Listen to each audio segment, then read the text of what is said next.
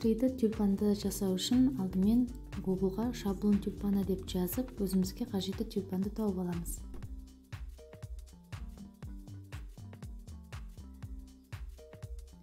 Таңдаған тюльпанымызды скачать етеміз. Енді мына приложение арқылы сол тюльпанды бірнеше бөліктерге бөлеміз.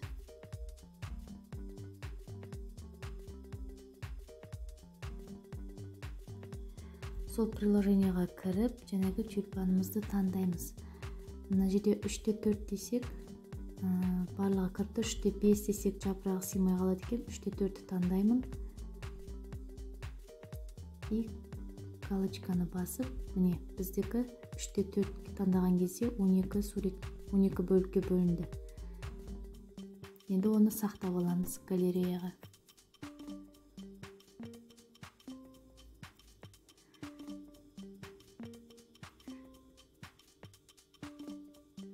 Мінеке бізде галереяға сақталды 12 бөлік. Енді бұны Wi-Fi арқылы принтерден шығарып аламыз. Егер принтерларыңызда Wi-Fi болмаса, почтаңызға жіберіп алыңыз телефон арқылы. Содан кейін компьютеріңізден почтаға кіріп, сол жақтан скачать етіп, принтерден шығарып алсаңыз болады.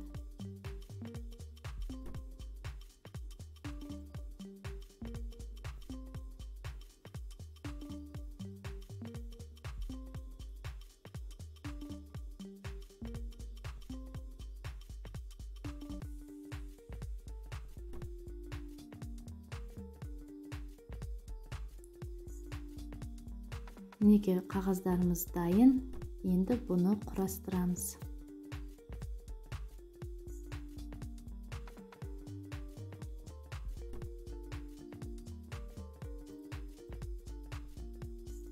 Мінеке тюльпанымызды құрастырдық примерно. Енді бұны бір-біріне жапсырамыз. Мен бір жапырағын алып тастадым, маған бір жапырақ жетеді. Мінеке бір-біріне жабыстырдық. Енді осыны жапырағын бөлек, сабағын бөлек қиып аламыз.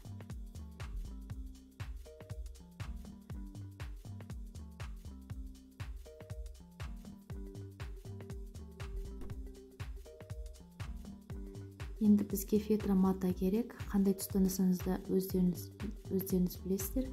Мен розовый түс таңдадым. Бұған енді тюльпанды қойып, бастырып шығамын. Ол басқанды қиып аламын.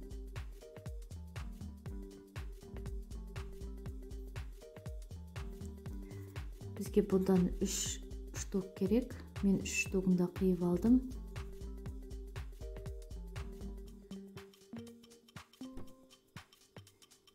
Енді жасыл түстен сабағы мен жапырағын қиямыз. Бастырып аламыз, содан кейін қиып аламыз. Осы жапырақты 2 рет қиып алсақ болады. Бір жапырақты 2 қылдырып алсақ.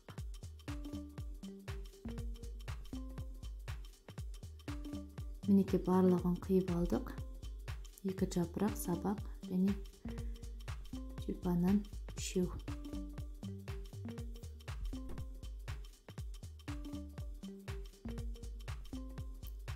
Енді A3 бумагасын аламыз, 1 штук.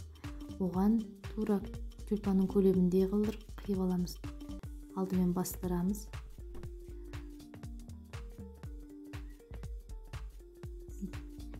Қиып аламыз. Бізге 1 штук жетеді бұл қағаздан. Енді осы қағаздың үстіне тюльпандарды орналастырамыз. Жерімдейміз. Ыстық клейді алып, тек қана шетіне жабыстырсақ болады. Алдымен тюльпанның жарты бөлігін ғана жабыстырамыз. Полный жабыстырмаймыз.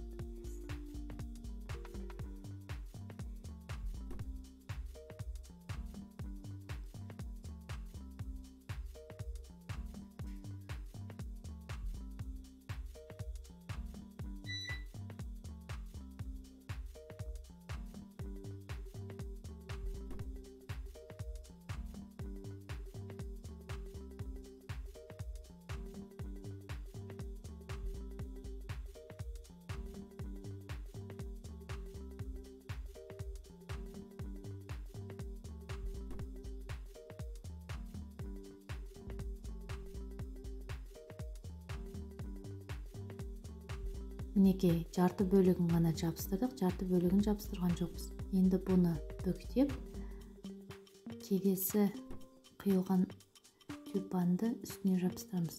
Тоже жарты бөлігін ғана жабыстырамыз.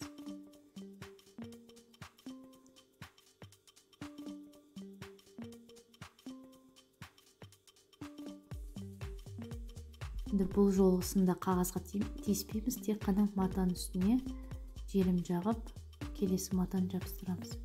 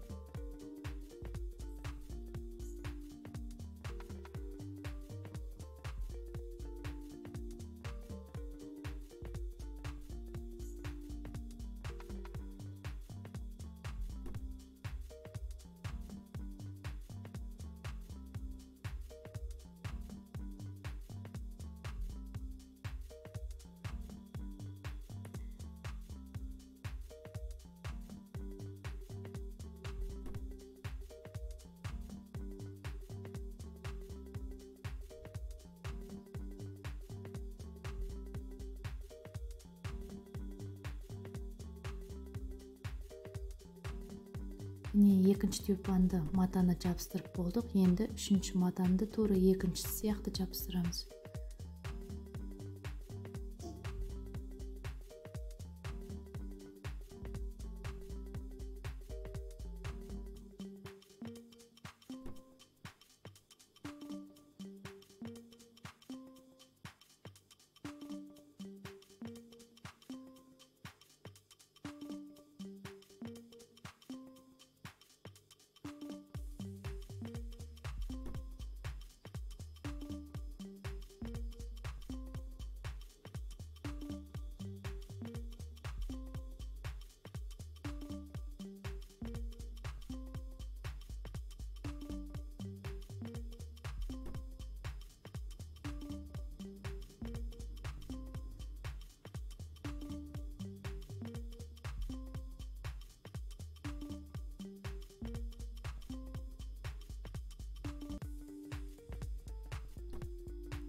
Мінекей үшінші матаны да жабыстырып болдық. Енді үшінші матаның жабыспаған бөлігін қағазға жабыстырамыз.